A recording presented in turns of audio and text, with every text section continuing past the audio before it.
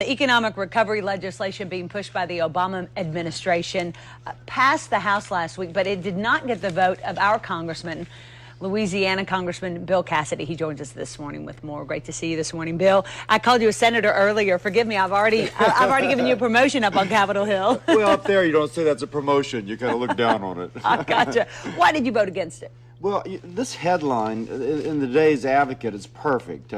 Obama fails the stimulus test by being political. Now, this is supposed to be a job stimulus, job creation bill, but Bill Clinton's former budget director, the Washington Post, the Wall Street Journal, now the Advocate, all make the point that it stopped being a job creation bill and it became a spending bill. Now, in his inaugural speech, Obama said we've done all this excessive stuff. We need to be disciplined and focused and sacrifice. The only folks that are asked to sacrifice in this bill are our children and grandchildren who will be saddled with $2,700 per person in terms of future debt.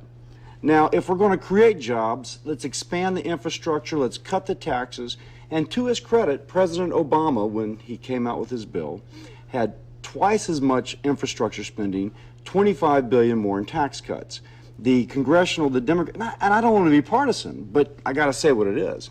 The Democratic congressional leadership cut the tax cuts, cut the infrastructure, and added the spending.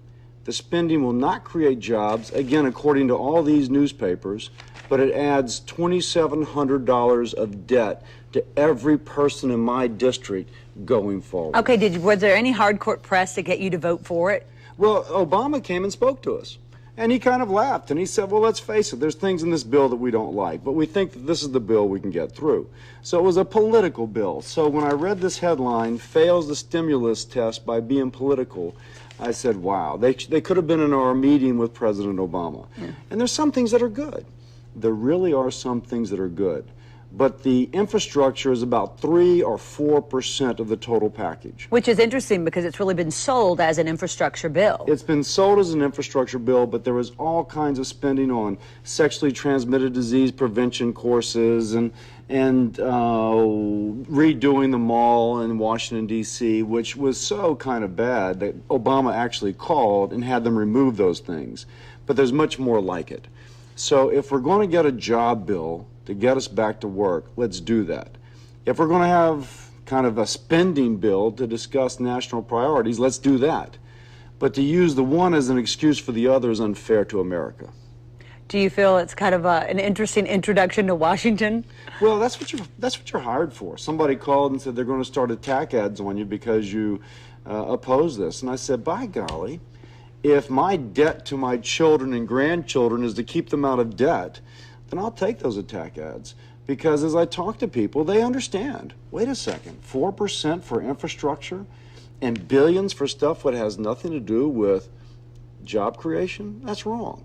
Now, there's so many things out there to sweeten the pot that supposedly seduces us into voting for something even though we don't know it's right.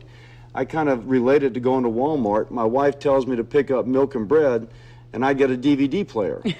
Well, milk and bread's great, but I really needed, in my mind, but that's wrong.